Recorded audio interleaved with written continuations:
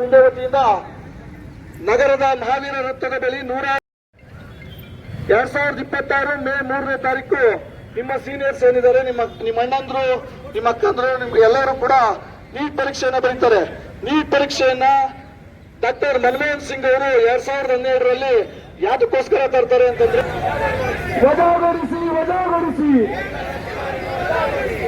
ಶಿಕ್ಷಣ ಇಲಾಖೆ ನಡೆಸುವಲ್ಲಿ ವಿಫಲವಾಗಿರುವ ಭ್ರಷ್ಟ ಧರ್ಮೇಂದ್ರ ಪ್ರಧಾನ್ಗೆ, ಶಿಕ್ಷಣ ಇಲಾಖೆ ನಡೆಸುವಲ್ಲಿ ವಿಫಲವಾಗಿರುವ ಭ್ರಷ್ಟ ಕೇಂದ್ರ ಸಚಿವ ಧರ್ಮೇಂದ್ರ ಪ್ರಧಾನ್ಗೆ, ನೀಟ್ ಪರೀಕ್ಷೆಯಲ್ಲಿ ಪಾರದರ್ಶಕತೆ ಕಾಪಾಡಿಕೊಳ್ಳಲು ವಿಫಲವಾದ ಭ್ರಷ್ಟ ಕೇಂದ್ರ ಬಿಜೆಪಿ ಸರ್ಕಾರಕ್ಕೆ, ಆತ್ಮೀಯ ಎಲ್ಲ ವಿದ್ಯಾರ್ಥಿ ಮಿತ್ರರು, ಇವತ್ತು ಬಿಜೆಪಿ ಸರ್ಕಾರ ಈಗ ನೀವು ನೋಡೋದಾದ್ರೆ ದಕ್ಷಿಣ ರಾಜ್ಯಗಳ ವೈದ್ಯಕೀಯ ಸೀಟ್ಗಳ ಕೊರತೆಯಲ್ಲಿ ವಿದ್ಯಾರ್ಥಿ ಮಿತ್ರರು ತುಂಬಾ ಕಡಿಮೆ ಸಂಖ್ಯೆ. ಆದರೆ ನಾಲ್ಕು ಸ್ಟೇಟ್ಗಳು, ರಾಜಸ್ಥಾನ, ಯುಪಿ, ಮಧ್ಯಪ್ರದೇಶ, ಮಹಾರಾಷ್ಟ್ರ ಇಂಥ ಸ್ಟೇಟ್ಗಳಲ್ಲಿ ಇನ್ಫ್ರಾಸ್ಟ್ರಕ್ಚರ್ ಇರಲ್ಲ, ನೀರು ವ್ಯವಸ್ಥೆ ಇರಲ್ಲ, ಅವ್ರ ಮಕ್ಕಳಿಗೆ ವ್ಯವಸ್ಥೆಗೆ ತಂದೆ ಶಕ್ತಿ ಇರಲ್ಲ. ಆದ್ರೂ ಕೂಡ ಅವರು ಒಳ್ಳೆ ಡಾಕ್ಟರ್ಸ್ಗಳಾಗಿ ಇರಂತಾರೆ, ಅಲ್ಲಿ ಔಟ್ ಆಫ್ ಔಟ್ ತೆಗಿಲಿಕ್ಕೆ ಸಾಧ್ಯ ಇಲ್ಲ. ಆದ್ರೂ ಕೂಡ ಔಟ್ ಆಫ್ ಔಟ್ ತೆಗಿತಾರೆ. ಅವರಿಗೆ ಯಾವುದೇ ರೀತಿ ಕಠಿಣ ಶಿಕ್ಷೆ ಆಗೋದಿಲ್ಲ. ಅವರು ಮತ್ತೆ ಹೊರ ತರ್ತಾರೆ, ವಿಚಾರಣೆಯ ನೆಪದಲ್ಲಿ ವಿಚಾರಣೆ ಮಾಡಿ ಅವರು ಹೊರ ತರ್ತಾರೆ. ಇದು ಪದೇ ಪದೇ ಆಗ್ಬಾರ್ದು. ಮುಂದೆ ನೀವೆಲ್ಲ ನೀಟ್ ಬರೆದಿದ್ದೀರಾ, ನೀಟ್ ಪರೀಕ್ಷೆಯಲ್ಲಿ ಪಾರದರ್ಶಕತೆ. ಭಾರತ್ ಮಾತಾ ಕಿ ಬೆಕ್ಕೆ ಬೇಕು, ಬೆಕ್ಕೆ ಬೇಕು. ನೀಟ್ ಪರೀಕ್ಷೆಯಲ್ಲಿ ಪಾರದರ್ಶಕತೆ ಕಾಪಾಡಿಕೊಳ್ಳಲು ವಿಫಲವಾದ ಭ್ರಷ್ಟ ಕೇಂದ್ರ ಬಿಜೆಪಿ ಸರ್ಕಾರಕ್ಕೆ, ಪದೇ ಪದೇ ನೀಟ್ ಪರೀಕ್ಷೆ ಪ್ರಶ್ನೆ ಪತ್ರಿಕೆ ಸೋರಿಕೆ ಮಾಡುತ್ತಿರುವ ಭ್ರಷ್ಟ ಬಿಜೆಪಿ ಕೇಂದ್ರ ಸರ್ಕಾರಕ್ಕೆ ಎಲ್ಲಿಯವರೆಗೂ ಹೋರಾಟ, ಯಾತಕ್ಕಾಗಿ ಹೋರಾಟ? Students power, students power.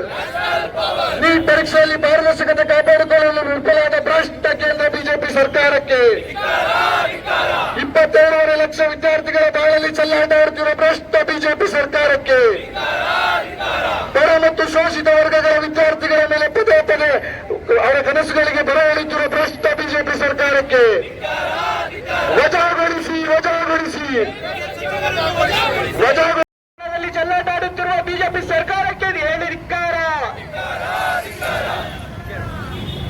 ಸೇರಿದ್ದಾರೆ, ಅವರು 1 ವರ್ಷ ಕಷ್ಟಪಟ್ಟು ಓದಿ ಎಕ್ಸಾಮ್ ಅನ್ನ ಬರೆದಿದ್ದಾರೆ. ಆಲ್ರೆಡಿ ಎಕ್ಸಾಮ್ ಅನ್ನ ಬರೆದ ಆದ್ಮೇಲೆ ಮೊನ್ನೆ ಕೇಂದ್ರ ಸರ್ಕಾರದವರು ಎಕ್ಸಾಮ್ ಅನ್ನ ವಜಾ ಮಾಡಿದ್ದಾರೆ, ಅಂದ್ರೆ ಎಕ್ಸಾಮ್ ಅನ್ನ ರದ್ದು ಮಾಡಿದ್ದಾರೆ. ಮತ್ತೆ ಪುನಃ ಎಕ್ಸಾಮ್ ಅನ್ನು ಮಾಡಬೇಕು ಅಂತ ಹೇಳಿ ಈಗ ಅನೌನ್ಸ್ ಮಾಡಿದ್ದಾರೆ. 1 ವರ್ಷ ಕಷ್ಟಪಟ್ಟು ಓದಂತಹ ವಿದ್ಯಾರ್ಥಿಗಳು ಇವಾಗ ಏನ್ ಮಾಡಬೇಕು? ಎಲ್ಲೇ ಕುತ್ಕೊಂಡು ಸಾಕಷ್ಟು ದುಡ್ಡಿದೆ ಅಂತ ಹೇಳಿ ಆ ದುಡ್ಡನ್ನ ತಗೊಂಡು ಕ್ವಶನ್ ಪೇಪರ್ ನ ತಗೊಂಡು ಎಕ್ಸಾಮ್ ಬರೆದು ಪಾಸ್ ಆದವನಿಗೆ ಯಾವುದೇ ರೀತಿಯಂತ ತೊಂದರೆ ಆಗಲ್ಲ. ಆದ್ರೆ ಕಷ್ಟಪಟ್ಟು ಓದಿ ಎಕ್ಸಾಮ್ ಅನ್ನ ಬರೆದಂತ ವಿದ್ಯಾರ್ಥಿಗಳಿಗೆ ತೊಂದರೆ ಆಗುತ್ತೋ ಇಲ್ವೋ? ಆಗುತ್ತೋ ಇಲ್ವೋ?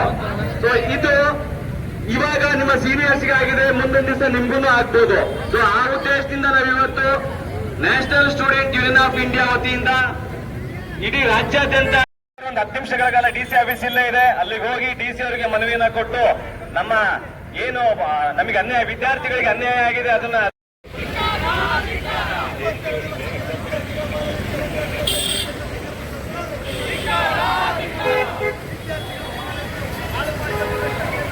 ತಮ್ಮ ಹಿಂದಕ್ಕೆ ಬರ, ತಮ್ಮ ಹಿಂದಕ್ಕೆ ತಗೊಳ್ಳೋ.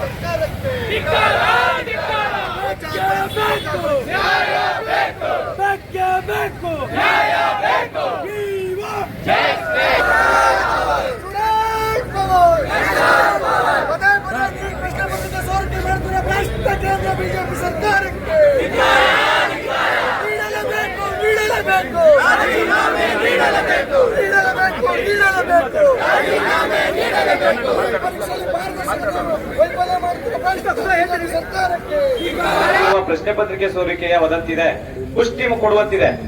ಮೇ 3, 2026 ನಡೆದ ಪರೀಕ್ಷೆಯ ಅಕ್ರಮಗಳ ಆರೋಪಗಳು ಸರಿಯಾಗಿವೆ ಎಂಬಂತೆ ಮತ್ತು ಪಾರದರ್ಶಕತೆ ಕಾಪಾಡಲು ವಿಫಲವಾಗಿದೆ ಎಂದು ಒಪ್ಪಿ ಪರೀಕ್ಷೆಯನ್ನು ರದ್ದು ಮಾಡಿದ ಕೇಂದ್ರ ಬಿಜೆಪಿ ಸರ್ಕಾರ ಗ್ರಾಮೀಣ, ಬಡ ಮತ್ತು ಮಧ್ಯಮ ವರ್ಗದ ವಿದ್ಯಾರ್ಥಿಗಳು ತಮ್ಮ ಕುಟುಂಬದ ಆರ್ಥಿಕ ಸಂಕಷ್ಟಗಳ ನಡುವೆಯೂ ವಿದ್ಯಾಭ್ಯಾಸಕ್ಕಾಗಿ ಹೋರಾಡುತ್ತಿರುವ ಸಂದರ್ಭದಲ್ಲಿ ವೈದ್ಯಕೀಯ ಕ್ಷೇತ್ರದಲ್ಲಿ ಸೇವೆ ಸಲ್ಲಿಸುವ ಕನಸು ಕಂಡ ಅನೇಕ ವರ್ಷಗಳು ಅನೇಕ ವರ್ಷಗಳ ಕಾಲ ಹಗಲು ರಾತ್ರಿ ಪರಿಶ್ರಮ ಪಡುವ ಲಕ್ಷಾಂತರ ವಿದ್ಯಾರ್ಥಿಗಳ ಭವಿಷ್ಯವನ್ನಲ್ಲದೆ ಪೋಷಕರ ನಂಬಿಕೆ ಮತ್ತು ವಿಶ್ವಾಸವನ್ನೇ ಹಾಳು ಮಾಡಿದ ಕೇಂದ್ರ ಬಿಜೆಪಿ ಸರ್ಕಾರ, ಕೇಂದ್ರದಲ್ಲಿ ಬಿಜೆಪಿ ಸರ್ಕಾರದ ಅವಧಿಯಲ್ಲಿ ಪ್ರಶ್ನೆ ಪತ್ರಿಕೆ ಪದೇ ಪದೇ ಸೋರಿಕೆಯಾಗುತ್ತಿರುವುದನ್ನು ಶಿವಮೊಗ್ಗ ಜಿಲ್ಲೆ ಎನ್ಎಸ್ಐ ಖಂಡಿಸುತ್ತದೆ.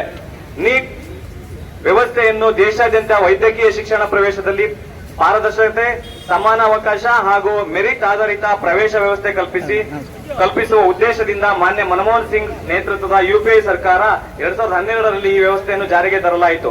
ಆದರೆ ಇಂದು ಅದೇ ವ್ಯವಸ್ಥೆಯ ಪ್ರಶ್ನೆ ಪತ್ರಿಕೆ ಸೋರಿಕೆ ಆರೋಪಗಳು, ಕೋಚಿಂಗ್ ಮಾಫಿಯಾ, ಪರೀಕ್ಷಾ ಅಕ್ರಮ ಮತ್ತು ಹಣದ ಪ್ರಭಾವದಿಂದ ತನ್ನ ಮೂಲ ಉದ್ದೇಶವನ್ನೇ ಕಳೆದುಕೊಳ್ಳುವಂತಾಗಿದೆ. 2024ರಲ್ಲಿಯೂ ನೀಟ್ ಯುಜಿ ಕುರಿತು ಪ್ರಶ್ನೆ ಪತ್ರಿಕೆ ವಿವಾದ ದೇಶಾದ್ಯಂತ ಕೇಳಿ ಬಂದಿದ್ದರೂ ಸಹ ಈ ವಿಷಯವನ್ನು ಕೇಂದ್ರ ಪರೀಕ್ಷೆಯ ಭದ್ರತೆ ಮತ್ತು ವಿಶ್ವಾಸಾರ್ಹತೆಯನ್ನು ಕಾಪಾಡುವಲ್ಲಿ ಕೇಂದ್ರ ಸರ್ಕಾರ ವಿಫಲವಾಗಿದೆ. ಈ ಬೇಜವಾಬ್ದಾರಿ ಕೇಂದ್ರ ಸರ್ಕಾರವನ್ನು ಈ ಕೂಡಲೇ ವಜಾಗೊಳಿಸಿ ವಿದ್ಯಾರ್ಥಿಗಳಲ್ಲಿ ಹಾಗೂ ಪೋಷಕರಲ್ಲಿ ಮತ್ತು ಸಾರ್ವಜನಿಕರಲ್ಲಿ ವಿಶ್ವಾಸ ಮೂಡುವಂತೆ ಮಾಡಲು ಈ ಮೂಲಕ ಗೌರವಪೂರ್ವಕವಾಗಿ ಕೋರುತ್ತಿದ್ದೇವೆ. ಸ್ಟೂಡೆಂಟ್ಸ್